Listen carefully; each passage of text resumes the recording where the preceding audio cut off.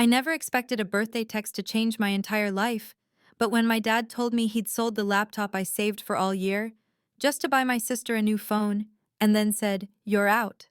Find somewhere else to live," I realized the family I thought I had never truly saw me at all.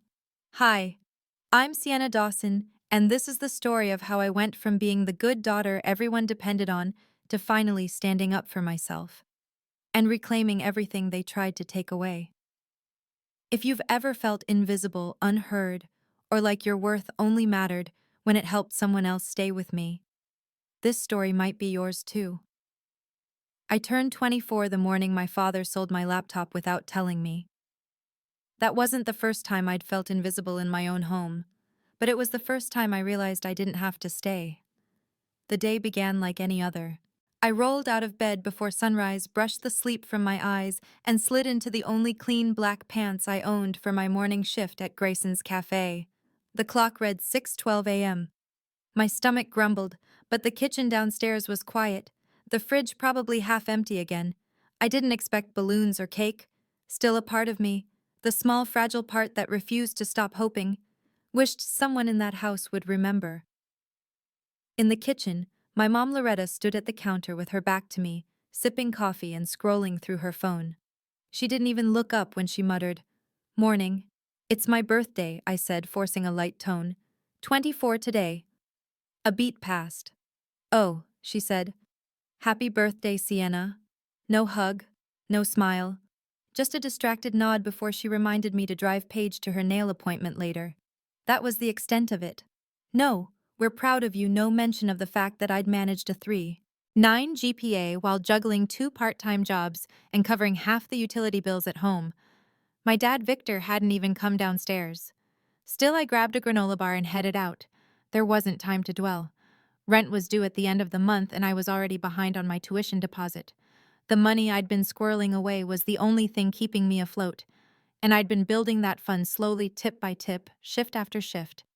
By 2:00 p.m. I was sitting behind the cafe taking my 15-minute break on an overturned milk crate. The sun was harsh. My phone buzzed. A text from Dad. "Sold the laptop. Paige needed a phone. Be grateful you still have a roof. Also, cover her tuition. 7K due Monday. You're the responsible one. Remember." For a moment I thought it was a joke. Or a mistake. Maybe he meant something else. But as the words settled in, I felt the world tilt ever so slightly off its axis. My laptop wasn't just a machine. It was mine. I'd saved for over a year, skipping lunches, picking up double shifts, using it for school job applications and the research I was building for my senior thesis on intergenerational trauma. It was the first thing I'd bought that truly felt like a piece of me. Gone. I tried calling him. No answer. Another text arrived. "Don't make this a thing, Sienna. Paige needs support. You've always understood that. If you won't help your sister, you don't belong in this house." That was it. The text that tore away whatever thread was left between me and the idea of family. I stared at the screen until it blurred. My breath quickened. People talk about heartbreak like it's poetic, but this wasn't heartbreak. It was betrayal. A quiet, sharp knife to everything I'd worked for. The thing that hurt the most wasn't even the theft. It was how effortless it seemed for them. As if what mattered to me never really mattered at all. I didn't cry right away. Instead, I sat there, frozen phone clenched in my hand, while the noise of the kitchen behind me roared on. Dishes clinking, pans sizzling, orders being shouted. A part of me wanted to walk back inside and pretend it hadn't happened. Just finish my shift. Go home. Smile like always. But something cracked open inside me. A small but unmistakable realization. This isn't home. It never was. When my shift ended, I didn't drive back to the house where I technically still lived.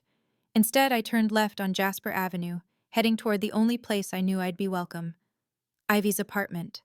I remember gripping the steering wheel so tight my fingers went numb. I'd been pushing through day after day, convincing myself that things would get better once I graduated, once I had my own place, once I earned the approval I'd never quite gotten. But now it was clear I could give and still be disposable the moment I said no. $7,000 for Paige, the same sister who had flunked out of 3 programs and blamed professors for every failure. The same sister who'd totaled 2 cars and had each one replaced without a word of consequence. And yet I was the one expected to step up again. I parked outside Ivy's complex and just sat there, hands trembling. My phone buzzed again. Another message from Dad. Then get out. You're on your own. It didn't say, we'll talk later. It didn't say I'm angry but we love you. It was final. Cold. And suddenly I felt weightless. Not free, not yet, but untethered. As if some invisible chain had snapped and I could finally see how tightly I'd been held by people who only loved me conditionally. I stepped out of the car and walked toward Ivy's door. My face was flushed, my body exhausted, but something inside me had shifted. I wasn't going to cry and crawl back, not this time. Something had broken, yes. But maybe that break could be a beginning. Maybe this wasn't the end of my story. Maybe it was the first chapter of the life I'd finally choose for myself. And as Ivy opened the door and pulled me into a hug, I realized I didn't need permission to take my life back. I just needed the courage to stop waiting for it. When I was 8, my birthday party was canceled because Paige had a fever. When I turned 16, the money Grandma slipped me in a card disappeared before I could deposit it. Later, I overheard Dad say it went toward the down payment on Paige's first car. By the time I graduated high school, I'd stopped expecting anything that was solely mine to stay mine for long. Looking back, I don't know when I first realized my place in the family was conditional. But it was always clear what was expected of me: show up, clean up, step aside. My role was to be responsible, predictable, quiet. The golden child narrative isn't a myth. It's just quieter when you're not the one glowing in the center of it. Paige was the light. I was the shadow that made her shine brighter. She was always the delicate one. She's more sensitive than you, my mother used to say, as if sensitivity excused screaming tantrums or unexplained failing grades. When she broke the microwave trying to cook aluminum foil at 12, Dad bought her a replacement and told me to teach her better. When she skipped out on curfew at 15, they blamed her friends. When she got caught vaping behind the gym at 17, Mom called the school nurse and cried about stress at home. Me? I was expected to be the one who didn't add to the stress. I learned early that when Paige cried, the household froze. When I cried, it was disruptive. Can't you just be strong, my mom would plead. Don't start now, Sienna. And so I didn't. Instead, I made strength my currency. Straight A's, extracurriculars, part-time jobs. I learned how to problem solve before anyone knew a problem existed.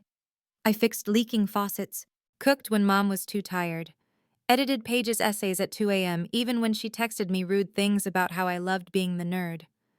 At some point, I stopped thinking of those things as unfair. I just accepted them as inevitable. That's the danger of being labeled the strong one. You start believing your needs aren't real. Or worse, that they're selfish. I used to tell myself I was lucky, that having the approval of teachers, scholarships, and college admissions committees made up for what I didn't have at home, that the absence of chaos in my lane meant I was doing something right. But in reality, I was just learning how to disappear without making noise. Mom always said she didn't take sides. I just want peace, she'd murmur, sipping her coffee as if neutrality made her innocent. But I know now that silence is a decision too, one that protects the aggressor, not the harmed. It's strange how the brain stores pain, not just the big events, but the little humiliations. Like when I got into the psychology honors track, and my parents didn't show up to the reception because Paige had a last-minute cheer competition. Or the day I moved into my dorm freshman year, alone because Mom wasn't feeling well and Dad was swamped. I used to think if I was impressive enough, I could earn their attention. But they didn't want impressive. They wanted convenient, quiet, contained. And the truth is, I let them have that version of me for years, because it was easier than confronting what I'd lose if I stopped complying. What if love was only offered to me because I didn't make waves? What if the moment I asked for more, for fairness, for space, for basic respect, it would be revoked? That's why that text broke me. Not because I lost a laptop, but because it proved I never really owned anything in that house. Not even the things I'd bled for. They took my birthday and made it a deadline. They took my savings and made them someone else's reward. They took my silence and mistook it for agreement. But not this time. This time something cracked, and instead of patching it up with forced forgiveness or passive smiles, I decided to let it stay broken. Maybe even break more, if that's what it took to stop the cycle. I used to think that walking away meant losing my family, but the truth is I've been walking alone in that house for years. What I'm doing now, this is me choosing to walk somewhere else, somewhere honest, somewhere I can finally be whole. That realization didn't make the grief go away, but it gave it shape. It made it something I could hold, examine, and eventually set down. I'm not just mourning the family I had, I'm mourning the one I kept hoping would show up if I kept proving myself worthy enough. It's hard to unlearn the belief that endurance equals love, that if I just stay good, stay useful, stay silent, I'll finally be seen. But that belief never served me. It only served them. And I'm done being of service to people who mistake my heart for a resource. From now on, I will be loud when I'm hurt. I will be inconvenient when I need to be. I will take up space even if it makes others uncomfortable. Because I am not a background character in Paige's story. I am Sienna Dawson. And I am rewriting the role I was assigned, starting with the truth. By the time Ivy opened her apartment door, I was already crying. Not the quiet, cinematic tears that fall down one cheek in movies. These were the kind that come from somewhere deeper, guttural, shuddering sobs that made it hard to speak. I barely made it inside before collapsing onto her thrifted gray couch, the one I'd helped her move in during our sophomore year. She didn't ask questions, just brought tissues and a blanket, then sat beside me with her hand on my back until the worst of it passed. "Okay," she said gently, once I could breathe again. "Start from the top." I told her everything. The cold birthday morning, the text, the laptop, the demand for $7,000 for Paige's tuition, the final blow, being kicked out of my own home for saying no. Her mouth twisted somewhere between rage and disbelief. "I'm sorry," I whispered, wiping my face. "I know this is a lot." "Sienna," she said, voice low and steady, "I'd carry twice this if it meant you didn't have to do it alone." That sentence undid me all over again. Not because it was dramatic, but because it was sincere. Because it had been so long since someone saw me not as a function or a role, but as a person worthy of compassion. After the tears dried and she forced me to eat something, we sat at her small kitchen table while I stared at my phone. "There's one person I need to call," I said. "She's the only adult in my family who ever had my back." I pressed the contact and waited. Sienna came the warm, gravel-edged voice of my Aunt Angela. "Happy birthday, sweetheart. I've been thinking about you all day." I broke again, this time quieter, as I told her what had happened. She didn't gasp, didn't say she was shocked.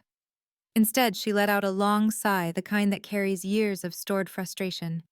"I was afraid something like this might happen," she said. "There's something you need to know, honey." I listened in stunned silence as she explained how years ago my grandparents had set up two equal education funds. One for me and one for Paige.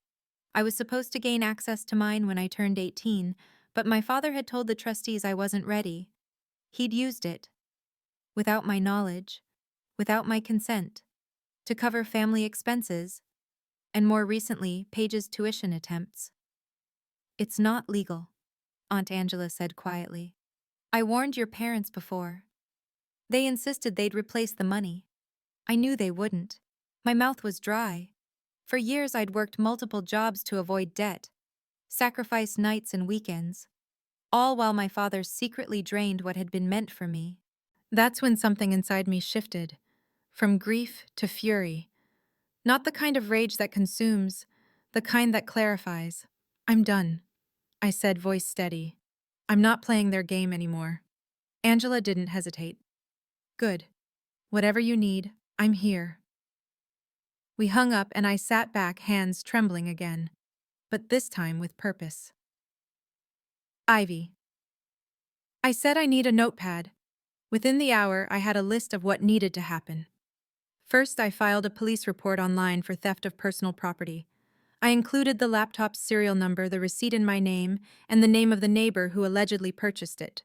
Walter, the man next door who likely had no idea it was stolen. Second, I opened my password manager and started printing bank records. Every unauthorized transfer my parents had made. Every time I paid for the electric bill just this once and never got reimbursed. Every expense I covered when someone couldn't make rent. I found old Venmo screenshots where Paige requested money and claimed Dad says it's fine. Then came the receipts, grocery bills in my name. Home repairs I paid for when the ceiling leaked. Textbooks for Paige I ordered with my debit card and never saw again. The laptop warranty purchase confirmation and even my cloud backup receipts. I printed everything and organized it into folders. Each category labeled withdrawals, unpaid debts, household coverage, laptop documentation, education fund notes. At some point, Ivy brought me tea. "You've got this look," she said softly, "like you're building something big." "I am," I said. "I'm building my voice." The next morning, I called Tyler Reynolds, a second-year law student I knew from undergrad. He'd always been sharp and just the right amount of cynical, perfect for what I needed. "Tyler," I said, "how do you write a legal warning that makes someone sit up straight without using a single curse word?" He laughed. "Tell me everything." After I explained, he agreed to help draft a letter. It would outline the legal implications of theft, financial exploitation, and misuse of educational funds. The tone wouldn't be hostile, just factual. Calm, cold, professional. "If they ignore it," he said, "you've got enough here to push for restitution in civil court." That night, as Ivy slept and the apartment was silent, I sat alone in her living room, folders spread across the floor like puzzle pieces of a life I'd been forced to manage too soon. This time, though, I wasn't managing for them. I was preparing for me. For the first time, I wasn't trying to be the daughter who kept peace. I wasn't cushioning their bad choices. I wasn't shielding them from consequences. I was speaking. In paper. In police reports.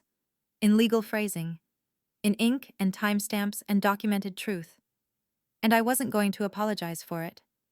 It was just after midnight when I turned into the driveway for the last time. The street was quiet, and the house looked the same as it always did. Dark, still unremarkable. A two-story shell that had once been home, but now felt more like a crime scene of the emotional kind. My hands gripped the steering wheel for a moment longer before I finally exhaled and stepped out into the chill of early spring.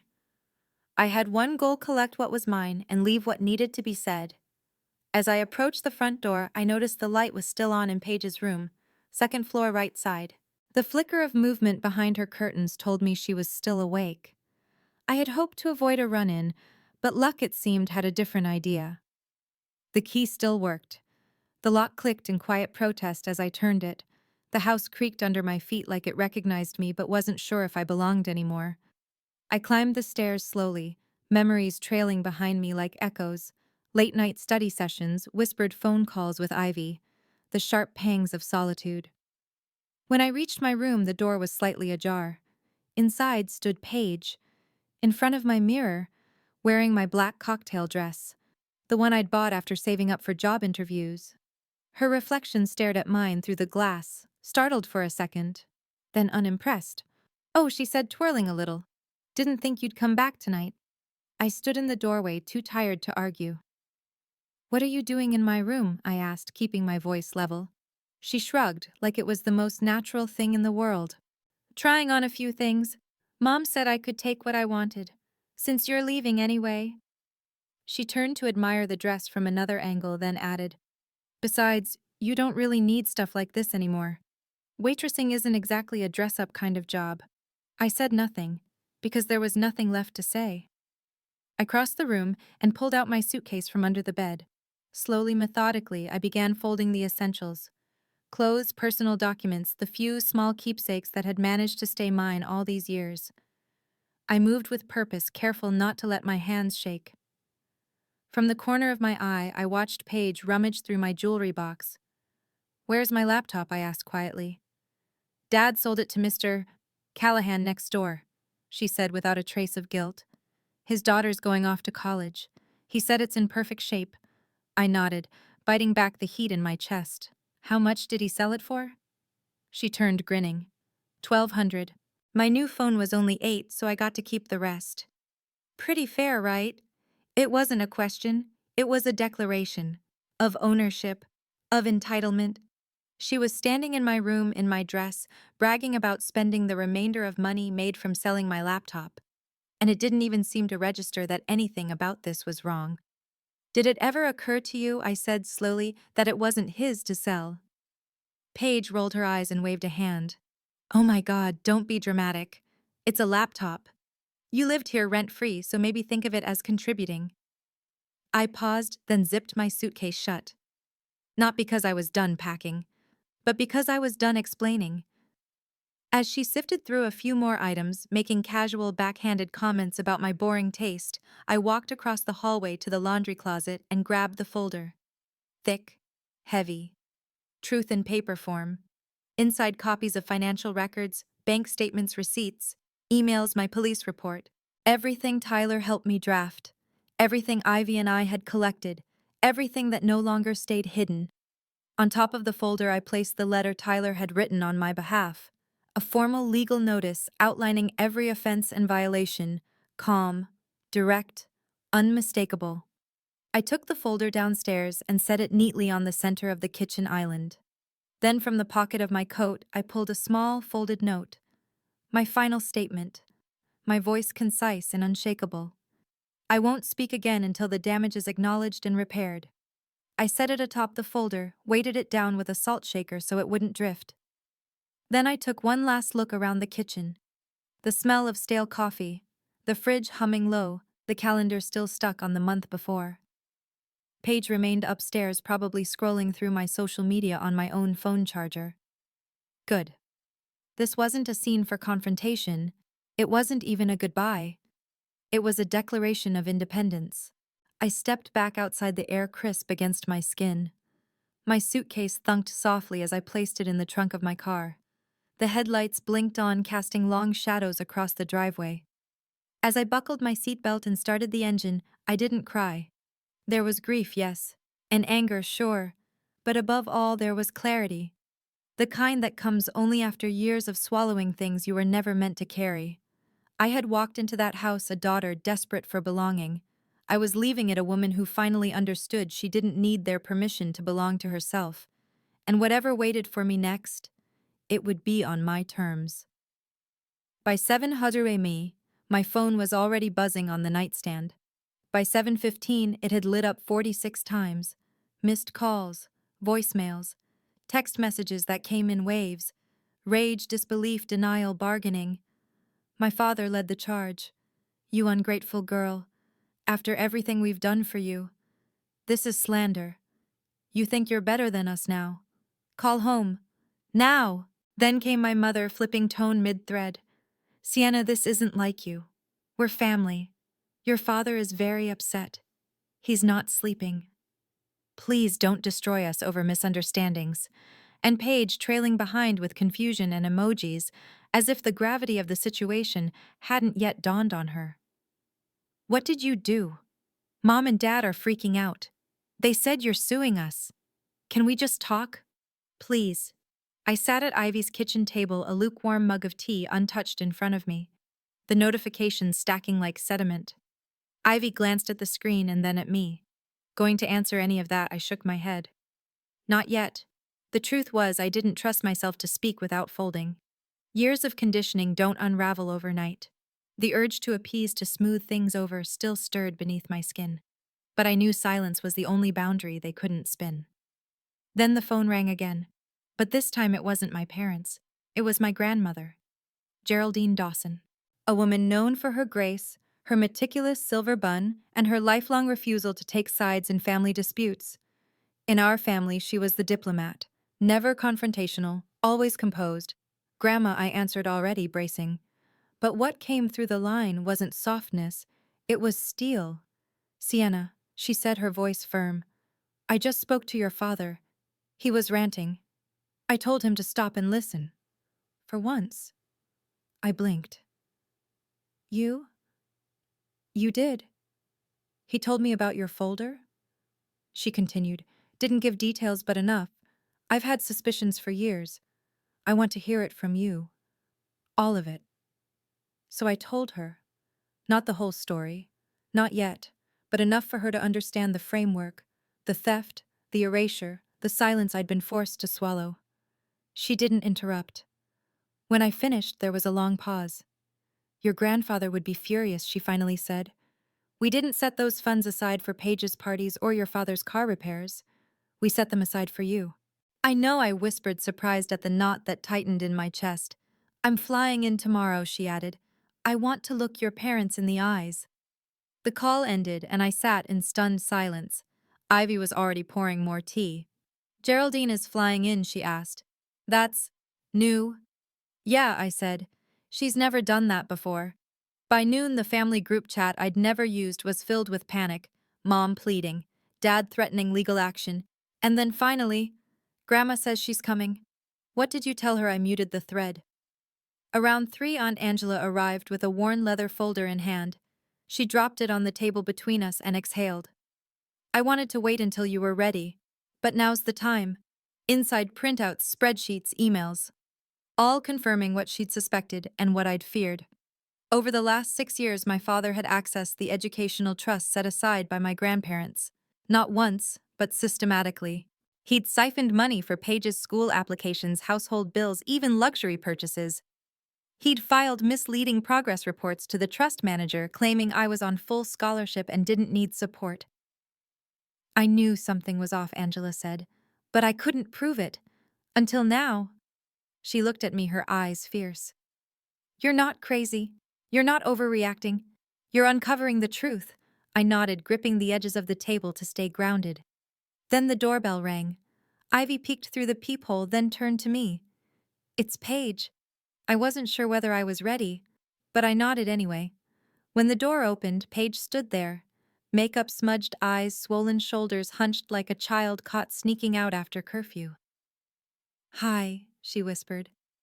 Can I come in? Ivy hesitated. I nodded again. She stepped aside. We sat opposite each other at the kitchen table. Paige looked around the apartment like it was a foreign country. In a way it was. This was a space built on boundaries, not blurred lines, something she'd never been forced to understand. Until now. I didn't know, she said quietly. I swear, Sienna. About the money. About the trust. About the laptop. I said nothing. Just watched. They always told me you were just, good at adulting. That you liked working. That you didn't want help. I laughed bitterly. You believed that I didn't question it, she admitted. I guess I never wanted to. She looked at me then, really looked at me, and for the first time I saw the tears weren't performative. They were confused, ashamed. They told me the phone was a gift, she added, for getting a B average. I didn't know they sold your laptop. I thought. She trailed off. You thought they were proud of you, I said. She nodded. I wanted to believe her. Part of me did. But another part remembered years of being the afterthought. The scapegoat. The invisible backbone of a family that only noticed when I said no. I'm sorry, Paige whispered. For everything. I didn't see it before. I believed the tears. But I didn't know if I could believe the change. Not yet. You're going to have to do more than say sorry, I said calmly. You're going to have to learn how to see. Paige nodded, lips trembling. I want to try, she said. And maybe, just maybe, that was a start. It's strange how quietly life starts again. There wasn't a grand ceremony, no confetti in the air. Just small decisions that carried a new kind of weight. Like walking into a bank on my own and asking to open a new account. The manager, a kind woman named Joy, didn't know the backstory. She didn't see the emotional knots tied into my signature. But as I signed the forms, I felt something unravel. This was mine. No one else's name on the documents. No shared passwords. No backdoor access for emergency borrowing. A clean ledger for the first time in years. That same week, I received a call from a women's resource center downtown, an organization I'd applied to months earlier for a part-time research position. I'd completely forgotten about it, buried under school and diner shifts and family fires. But the director, Mona, remembered me. We were impressed by your essay, she said. Your perspective on emotional labor was powerful. I almost laughed at the irony. They invited me in for an interview, and for once I had more than just words. I had lived experience, real, raw, painfully hard-earned. I spoke about family roles, invisible burdens, and the psychology of survival. Mona listened closely, then offered me the position. Just like that, I became part of something bigger than myself. A team dedicated to helping women reclaim their voices. It felt fitting, poetic almost. I was helping others while still learning how to help myself. As the dust settled, my grandmother Geraldine called again. "There's a vacancy in one of the apartments I own," she said. "It's small, but it's clean, quiet, and close to campus." She paused as if unsure how to frame what she was about to say. "I'd like you to have it. You'll pay rent. A modest one. But it's yours. No strings. Consider it a proper foundation." I didn't cry on the call.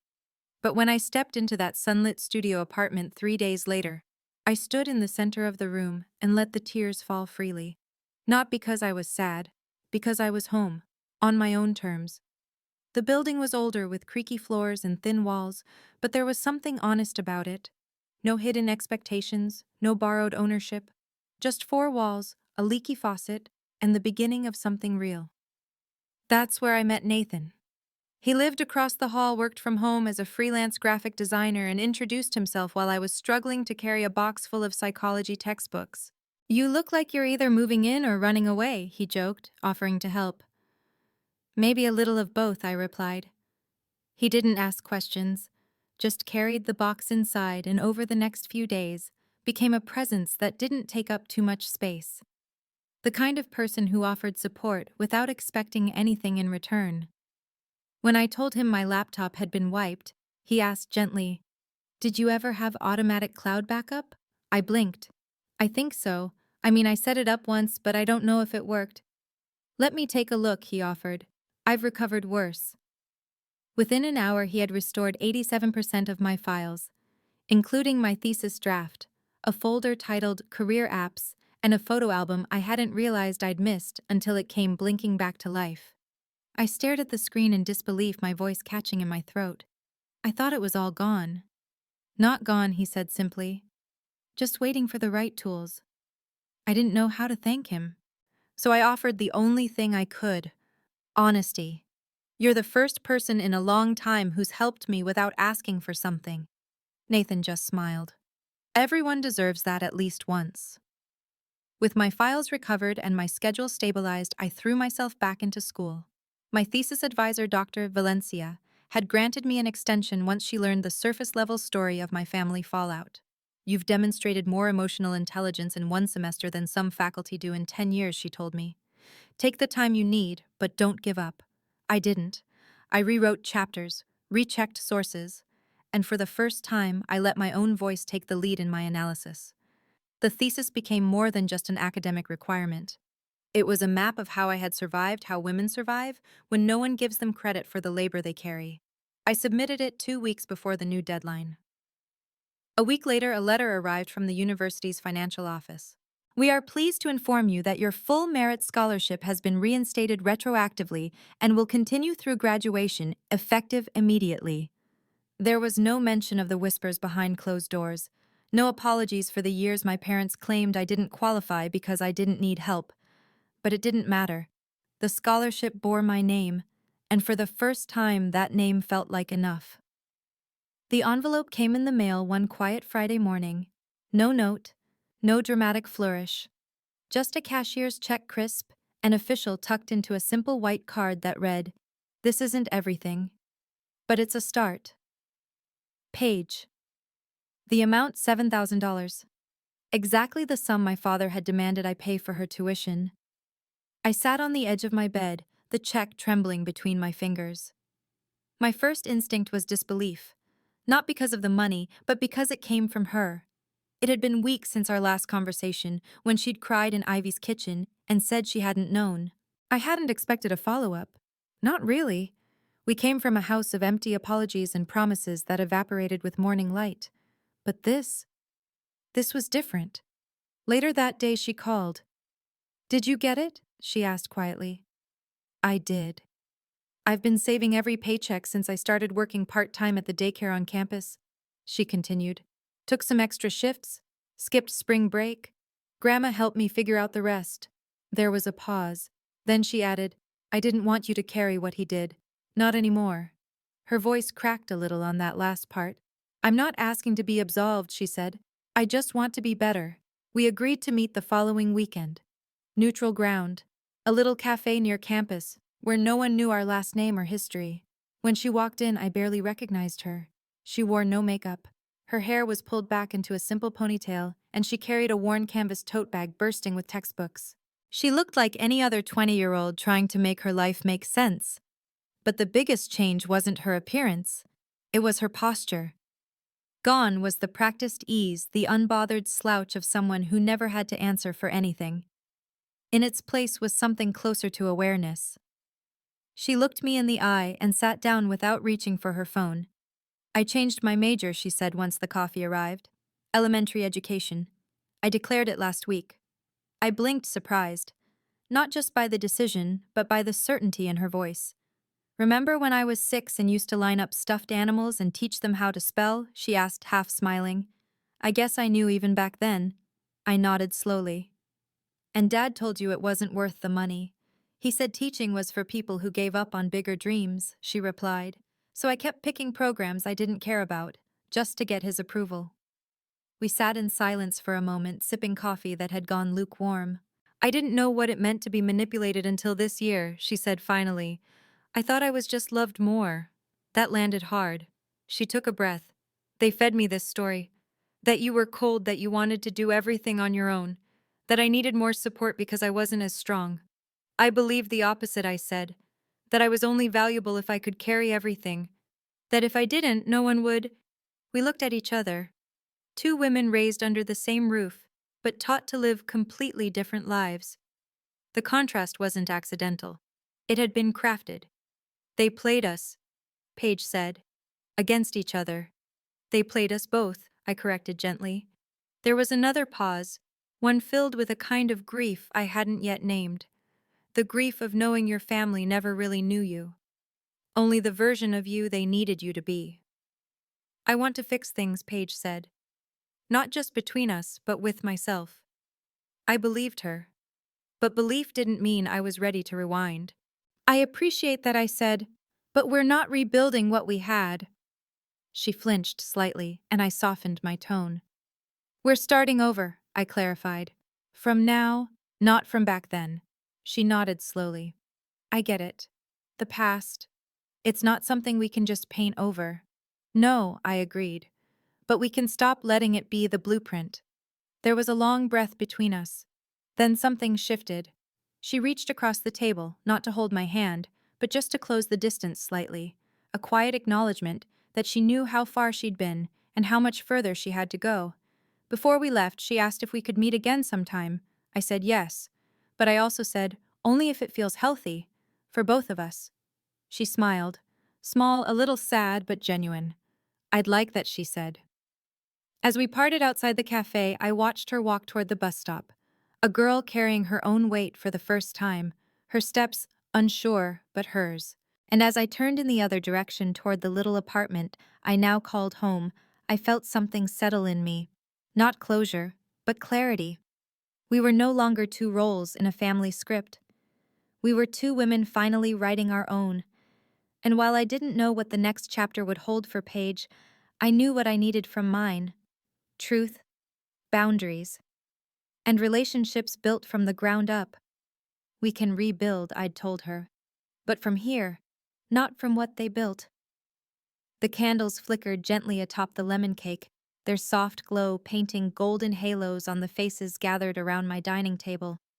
1 year ago today, I was sitting in the alley behind a diner crying into a cup of gas station coffee while reading the message that would unravel everything. Sold your laptop. Paige needed a new phone. Also, $7,000 by Friday or you're out. It wasn't just a text. It was a fracture, a rupture in everything I had been taught to endure. But tonight, in the soft hush of my new apartment, there were no demands, only warmth, only choice. The kitchen smelled of garlic and fresh rosemary. Ivy had made her signature roasted chicken. Aunt Angela brought a tart with a flaky buttery crust. Grandmother Geraldine insisted on real silverware and cloth napkins because If we're celebrating your rebirth, it should have some dignity. Paige arrived early with homemade mac and cheese. The real kind, not the box, she declared. And Nathan was the last to walk in, holding a bottle of chilled sparkling cider and a bouquet of sunflowers that barely fit through the door. I figured everyone brings wine, he said, shrugging. But you deserve brightness. We gathered around my small round table. 5 chairs, a mix of thrifted wood and metal ones that never quite matched. It didn't matter. There was laughter, clinking glasses, someone spilled sauce on the tablecloth, and no one panicked. It wasn't perfect. It was honest. It was enough. After dinner, we transitioned to the living room, where the couch had exactly 2 springs that creaked and a record player softly spun classic jazz. Geraldine, who had insisted on dressing in a cream pantsuit like it was the Oscars, called for attention. I have something, she said, adjusting her glasses and reaching into her oversized tote. The room quieted. Ivy paused mid-bite of cake. Paige sat up straighter. Even Nathan stopped fiddling with the coaster he'd been turning between his fingers. Geraldine handed me an envelope, crisp and cream-colored with embossed lettering. I opened it slowly, fingers slightly trembling, and pulled out a folded document. It was a deed. I've had it since before you were born, she said gently. A small plot in the foothills about 2 hours from here. It has a rundown cabin and a view that will take your breath away. Your grandfather always said land is the one thing that grounds you. I blinked at the paper, then at her. I don't know what to say. You don't have to say anything, she replied. I just wanted you to have a place that belongs entirely to you. No signatures but yours. No expectations. The room blurred a little. I wiped the corner of my eye with a napkin and nodded. Thank you. Nathan leaned over, whispering just loud enough for me to hear. Guess I know where we're going for our first weekend escape. I laughed, the kind of laugh that sits in the chest like a hug. Later that night, after everyone had left and the dishes were stacked high in the sink, I stepped out onto the balcony. The city hummed beneath me. Car horns in the distance, someone's music playing 2 buildings over, a dog barking in rhythmic intervals like a lazy metronome. I wrapped a blanket around my shoulders and held my tea close. Last year, I blew out candles with no one around. I'd packed my life into a suitcase and walked away from a house that never truly felt like home. I thought I was losing everything. I didn't know I was clearing space. I didn't know that grief would become a doorway. It hadn't been easy. Rebuilding never is. I'd learned to say no, to accept help without apology, to set boundaries that protected me even when others called them selfish. I'd learned that healing is not linear, that there are days it looks like laughter and progress, and others when it's just surviving. But I'd also learned something else, something deeper. That family isn't who shares your name. It's who shows up, who hears you, who holds your history and doesn't weaponize it. Inside my phone buzzed, a message from Paige. Thank you for letting me come tonight. I know I've got more to make up for, but I'm here. If you'll have me. I typed back. We start from here, not from back then, but yes, I'm glad you came. She replied with a heart emoji and a picture of her dish in Tupperware. Told you it wouldn't suck? Left some in your fridge? I smiled. Then came a second message. From Nathan. A photo of the deed on my counter. Bet the view's amazing. Think the cabin has enough room for a bookshelf and a typewriter. Only if you carry both. I texted back. Deal. I stayed on the balcony a while longer, letting the night settle over my skin like a lullaby. Some might say I'm alone, that I walked away from the people who raised me. But I don't feel alone. I feel free. I feel whole. And more than anything, I feel chosen. Not by others, but by myself. Because I stopped waiting to be picked. I stopped asking to be enough. I built a table. I invited those who truly saw me. And I sat down as someone no longer starving for approval. As I turned to go inside, I whispered a thought out loud. A sentence I'd been carrying for months, waiting for the right moment to say. Some families are born, others are chosen. I chose mine. And in doing so, I chose myself. And that, I think, is the real gift of growing up. Not just surviving the past, but becoming someone who gets to choose what comes next. If you've ever felt like the backbone of a family that never thanked you, If you've ever been told to be strong while your silence was mistaken for agreement, or if you've ever had to walk away, not because you stopped loving them, but because you finally started loving yourself, then maybe like me you understand what it means to build a new kind of home. Have you ever had to choose your own peace over keeping the peace? I'd love to hear your story in the comments. If this one resonated with you, please give it a like. It helps more people find stories that make them feel seen. And don't forget to subscribe and turn on the notification bell so you won't miss the next story about healing boundaries and rebuilding your life on your own terms. You are not alone. Thank you for listening.